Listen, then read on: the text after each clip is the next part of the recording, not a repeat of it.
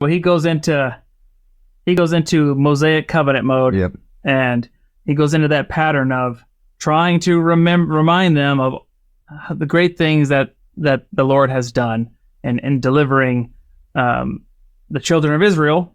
And he goes into the scriptures and he starts talking about Moses and the deliverance of God to the children of Israel. And he starts teaching them essentially from the scriptures, right? What do we say this was? It's a Jewish tradition, actually, of teaching it this way. What is it called? So the Midrash. Midrash, that's what it is. Yeah. Midrash. Yeah. Hang on, I got to get my Hebrew. Yeah. Midrash. Good enough for me, man. Probably terrible. We're going to get a comment on that by somebody for sure. Yeah, comment on my terrible Hebrew. Yeah. No. So Midrash, it's the rabbinic tradition of using the scriptures and expanding upon them and using the scriptures as the tool of overcoming kind of complex issues and resolving problems. Yeah.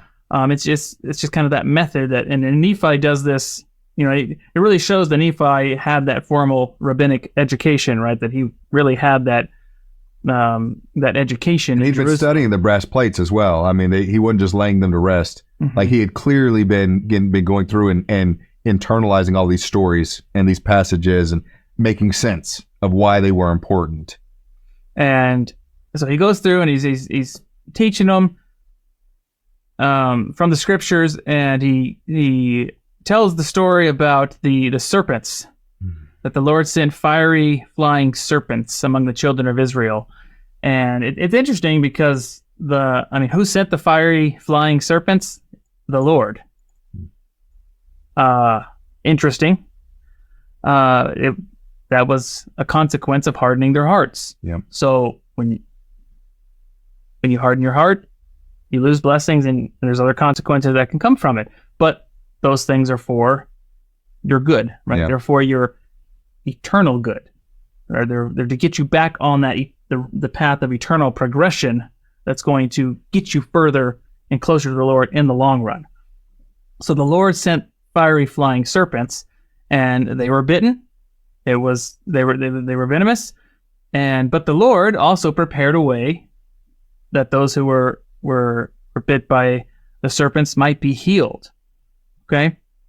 And the labor which they had to perform was to look, right? So Moses had the staff, and he put the symbol of the serpent onto the staff, and then the instruction from the Lord was, if they look upon that symbol, they would be healed. And what does it say? Because of the simpleness of the way, or the easiness of it, there were many who perished. Yeah. And wow, this is another one of those verses that just like screams out at me when I read it. It's like essentially they lost their soul because what was asked of them was too simple. Yeah. They wanted some great manifestation of salvation. And when the Lord asked them something small and simple, the pride of their hearts, they wouldn't even consider it. They wouldn't even try to act on it. And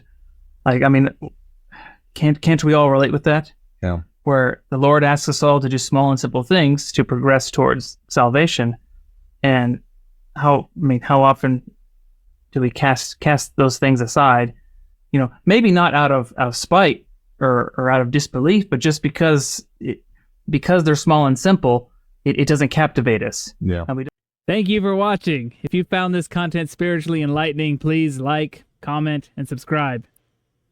Like the gospel, these little things make all the difference, and it helps the algorithm push out better content for everyone to enjoy on YouTube.